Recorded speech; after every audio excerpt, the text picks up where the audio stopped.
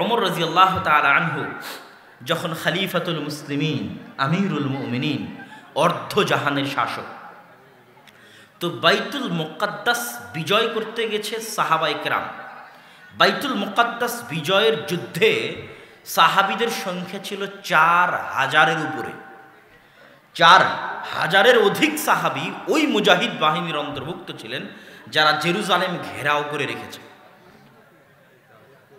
এই বাইতুল মুকাদ্দাস কোন বাইতুল মুকাদ্দাস? ইহুদি ধর্মের সবচেয়ে পবিত্র জায়গা বাইতুল মুকাদ্দাস, খ্রিস্টান ধর্মের সবচেয়ে পবিত্র জায়গা বাইতুল মুকাদ্দাস, উম্মতে মুহাম্মাদিরও পবিত্র জায়গাগুলোর একটা অন্যতম পবিত্র জায়গা বাইতুল মুকাদ্দাস। মুসা আলাইহিস সালাতু ওয়াস সালাম মিশর থেকে পালিয়ে যাচ্ছেন না, উনি মূলত ওনার আদি পিতার বাপদাদার ভূমিতে ফিরে যাচ্ছেন। আদি পিতা বাপদাদা মানে ওই যে 300-400 বছর আগে ইউসুফ আলাইহিস সালাম মিশরে এসেছিলেন, তখন তার 11 ভাই আর বাপ মা সবকে ফিলিস্তিন থেকে মিশরে নিয়ে এসেছিলেন। তার আগ পর্যন্ত ইব্রাহিম থাকতেন ফিলিস্তিনে, জেরুজালেমে।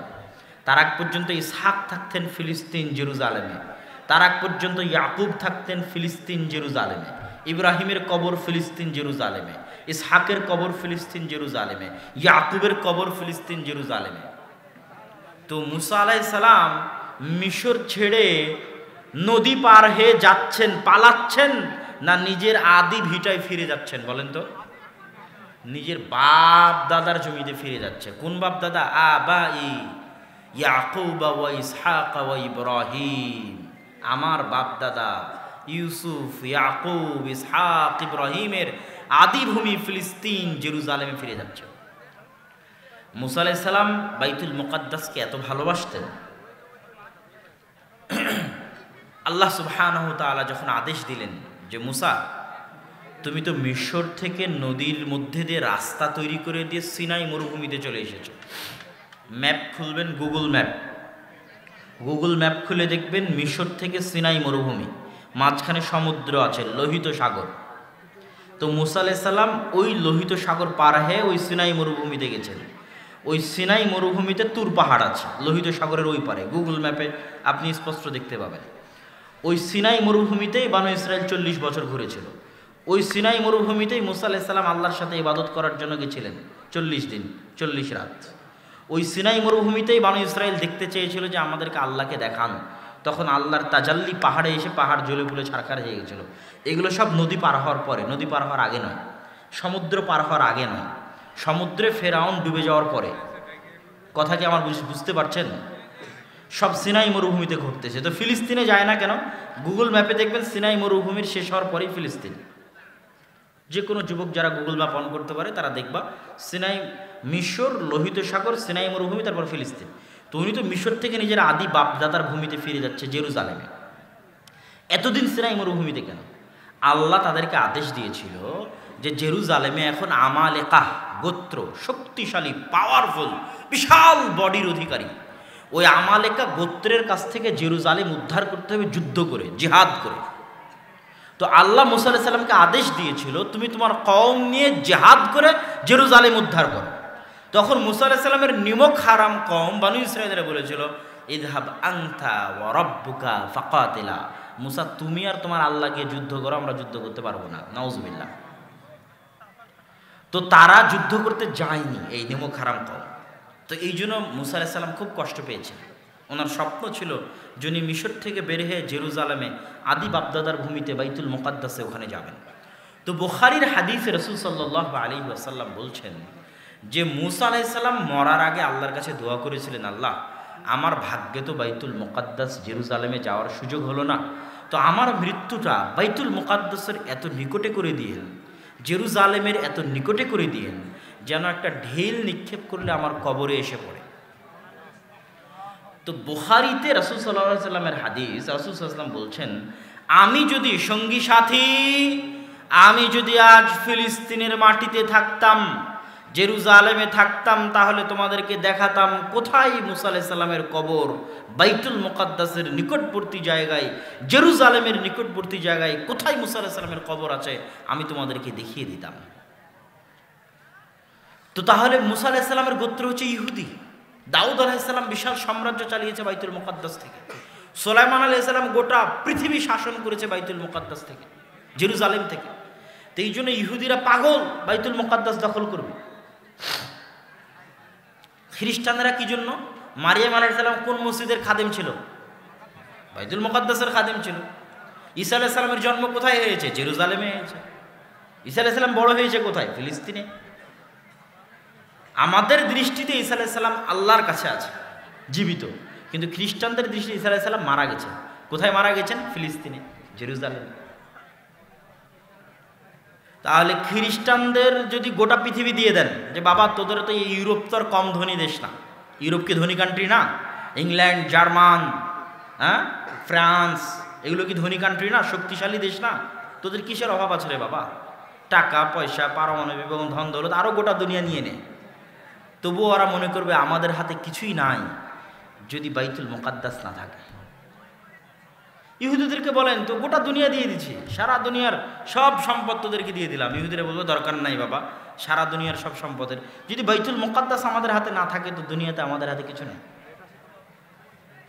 বুঝতে পারছেন? তো ওই বাইতুল মুকাদ্দাস বিজয় করার জন্য ওমর রাদিয়াল্লাহু তাআলা আনহু যাচ্ছে। সাহাবী চিঠি লিখে পাঠিয়েছে, জেরুজালেমের পাদ্রী চাবি আমাদের হাতে হস্তান্তর করবে না। মাসকে মাস ধরে জেরুজালেম অবরোধ করে রেখেছে। আমিরুল মুমিনিন খলিফাতুল মুসলিমিন আসতে চাবি হস্তান্তর করবে। ওমর রাদিয়াল্লাহু তাআলা আনহু বলছেন আনা আতি, আমি আসছি। রাখালকে সাথে করে নিয়ে উটের পিঠে, সানাদ সহি, রাখালকে সাথে করে নিয়ে তিনি রওনা দিয়েছেন যেই মুহূর্তে জেরুজালেমে old city, old Jerusalem city, যেটা পুরাতন জেরুজালেম, গুগল ম্যাপে দেখা যাবে। এবং আমার বিস্তারিত বক্তব্য আছে আল ইতিসাম টিভিতে, ফিলিস্তিনের উপর পরপর 3 পর্বে বক্তব্য আছে, যেখানে আরও ডিটেইলস, আরও ডকুমেন্টারি আকারে আলোচনা করা আছে। তো কোরআনের সাথে সম্পৃক্ত দেখে আপনাদের এই ঘটনাটা বুঝালাম। তো ওই বাইতুল মুকাদ্দাস বিশাল জয় আল্লাহ ওমর রাদিয়াল্লাহু তাআলা হাত দিয়ে দিচ্ছেন। তো ওমর রাদিয়াল্লাহু তাআলা অর্ধ জাহানের শাসক হয়ে বাইতুল মুকাদ্দাস বিজয় করতে যাচ্ছেন জীর্ণ শীর্ণ কাপড়ে, ছিঁড়াছুটা কাপড়ে, তালি লাগানো কাপড়ে। আর যেহেতু পালা বদল করে যাচ্ছিলেন, তো ভাগ্যক্রমে যেই সময় জেরুজালেমে ঢুকবেন ওই সময় উনি রশি ধরে টানতেছে আর রাখালে উটের উপর বসে আছে। হাজার হাজার খ্রিস্টান দেখতেছে, অপেক্ষায় আছে আজকে খলিফাতুল মুসলিমিন আসবে মুসলমানদের, বাপরে বাপ, যার নাম আমরা শুনতাম। আর 4,000-4,000-এর উপর সাহাবি আর তার অধিক সেনাবাহিনী অপেক্ষায় আছে, আজ খলিফাতুল মুসলিমিন আসবে। এত বড় সম্মান, বাইতুল মুকাদ্দাস বিজয় করার সম্মান, মহা সম্মান। এই জন্য বাইতুল মুকাদ্দাসের গুরুত্ব বুঝালাম, কত বড় সম্মান। গোটা দুনিয়া দিয়ে দিলেও ওরা রাজি হবে না বাইতুল মুকাদ্দাসটাই। সেই বাইতুল মুকাদ্দাস তারা সমর্পণ করছে ওমর রাদিয়াল্লাহু তাআলার হাতে। এত বড় সম্মান আল্লাহ ওমর রাদিয়াল্লাহু তাআলাকে দিচ্ছেন, কিন্তু ওমর রাদিয়াল্লাহু তাআলা রশি ধরে টানতেছে, গায়ে জীর্ণ শীর্ণ কাপড়। হন্তদন্ত হে সাহাবীরা, বড় বড় সাহাবীরা চলে আসে ওমর রাদিয়াল্লাহু তাআলার কাছে। ওমর রাদিয়াল্লাহু তাআলা করেছেন কি আপনি? আমাদের তো অন্তত ইজ্জতের খেয়াল করতেন, মুসলিম উম্মার ইজ্জতের খেয়াল করতেন। আজ এত বড় সম্মান, বাইতুল মুকাদ্দাসের চাবি আপনার হাতে হস্তান্তর হবে। হাজার হাজার লক্ষ লক্ষ খ্রিস্টান অপেক্ষায় আছে আপনার অপেক্ষায়, আর আপনি এই রাখালকে উটের পিঠে নিয়ে রশি ধরে জীর্ণ শীর্ণ কাপড়ে এসেছেন। আমাদের তো মান সম্মান ইজ্জত কিছুই রাখলেন না। তো ওমর রাদিয়াল্লাহু তাআলা আনহু উত্তরে ওই দিন বলেছিলেন এই কথা স্বর্ণ দিয়ে লিখে রাখার মতো, যে কুন্না রুআত, আমরা ছিলাম মরুভূমির রাখাল। আমাদের কোনো ইজ্জত ছিল না, আমাদের কোনো সম্মান ছিল না, আমাদের কোনো শক্তি ছিল না, আমাদের কোনো পাওয়ার ছিল না। আমার মতো মরুভূমির রাখালকে আজ অর্ধ পৃথিবীর শাসক। বাইতুল মুকাদ্দাস বিজয়ের সম্মান, গোটা পৃথিবী আমার ভয়ে থরথর করে কাঁপতেছে। এই রব, এই পাওয়ার, এই ক্ষমতা আমার মতো মরুভূমির রাখাল জামা কাপড় দিয়ে অর্জন করেনি। আমার মতো মরুভূমির রাখাল টাকা পয়সা ধন দৌলত দিয়ে অর্জন করেনি। তো আমরা মরুভূমির রাখাল ছিলাম, আল্লাহ আমাদেরকে সম্মানিত করেছে, আল্লাহ আমাদেরকে শক্তি দিয়েছে, ক্ষমতা দিয়েছে, সব এই কিতাবের বরকতে। কিসের বরকতে? কোরআনের বরকতে। তোমরা যত সুন্দর জামা কাপড় পরে আসো, যত টাকা পয়সার মালিক হও, ধরেন পারমাণবিক বমেরই মালিক হয়ে গেলেন, কিন্তু কোরআন মূল্যায়ন করো না, কোরআন পড়ো না, কোরআনের বরকতে বরকত মণ্ডিত হও না, তোমাদের ভাগ্যে অপমান লেখা আছে, তোমাদের ভাগ্যে লাঞ্ছনা লেখা আছে, তোমাদের ভাগ্যে মানুষের সামনে নত হওয়া লেখা আছে। আর জীর্ণ শীর্ণ কাপড় থাক আর মরুভূমির রাখাল হও, কোরআনের বরকতে বরকত মণ্ডিত হও, কোরআন পড়ো, কোরআন বুঝো। তো যারা পারমাণবিক শক্তির মালিক, ওরা থরথর করে কাঁপে, পারমাণবিক বম আত্মসমর্পণ করে দিয়ে চলে যাবে। হীনতা, লাঞ্ছনা, শাস্তি, আযাব কিসের কারণে? কয়জন আজকে কোরআন পড়েছেন বলেন সারাদিনে? কয়জন? কয়টা মুসলমানের সন্তান কোরআন পড়া জানে? কয়টা? আজ থেকে 20-30 বছর আগে বক্তব্য ছিল, তখন মানুষ টুকটাক কোরআন জানতো।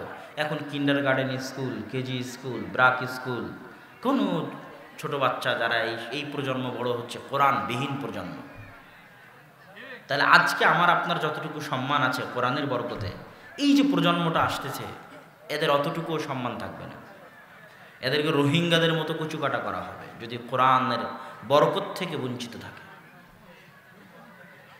আর কল্পনা করেন যে আজ সকালে আপনারা সবাই কোরআন পড়েছিলেন, আমিও কোরআন পড়েছিলাম। এই গোটা জাতির সব মুসলমান আজ বাংলাদেশে কোরআন তেলাওয়াতের মাধ্যমে দিন শুরু করেছিল, কোরআন 2-5 মিনিট বুঝার মাধ্যমে দিন শুরু করেছিল। আজ গোটা জাতি কোরআনের বরকতে বরকত মণ্ডিত হয়ে গেল। পৃথিবীতে কোনো ক্ষমতা নাই যে এই জাতিকে রুখতে পারে। কিন্তু কোরআনের বরকত যদি না নেন, মহাগ্রন্থ, এর বরকতে রমজান সর্বশ্রেষ্ঠ, এর বরকতে লাইলাতুল কদর সর্বশ্রেষ্ঠ, এর বরকতে মুহাম্মদ সাল্লাল্লাহু আলাইহি ওয়াসাল্লাম সর্বশ্রেষ্ঠ, এর বরকতে আমি আপনি সর্বশ্রেষ্ঠ। তাহলে রমজানের সবচেয়ে বড় প্রস্তুতি কি? জোরে শুনতে চাই, সবচেয়ে বড় প্রস্তুতি কি? এই মাজলিসে উপস্থিত সকলে ওয়াদাবদ্ধ থাকবেন, রমজান, গোটা রমজান যারা কোরআন তেলাওয়াত জানেন ভালোভাবে, তারা পুরো কোরআন একবার পড়ে শেষ করবেন। ওয়াদা? ইনশাআল্লাহ। আর যারা কোরআন ভালোভাবে জানেন না, তারা রমজান মাসে প্রত্যেক দিন অন্তত পক্ষে 1 ঘন্টা থেকে আধা ঘন্টা সময় দিবেন কোরআন শিখার পিছনে, কোরআন পড়ার পিছনে। এমন কোনো মুসলমানের সন্তান যেন থাকে না যে রমজান মাসে কোরআন পড়বে না। ওয়াদা? ইনশাআল্লাহ। আর এই দাওয়াত গোটা 4 ঘাটে ছড়িয়ে দিবেন, গোটা বাঘায় ছড়িয়ে দিবেন, নিজের জিম্মেদারি মনে করে যে রমজান মাসে অন্তত পক্ষে কি পড়তে হবে? কোরআন পড়তে হবে। ঠিক আছে, রমজান মাসে অন্তত কি পড়তে হবে?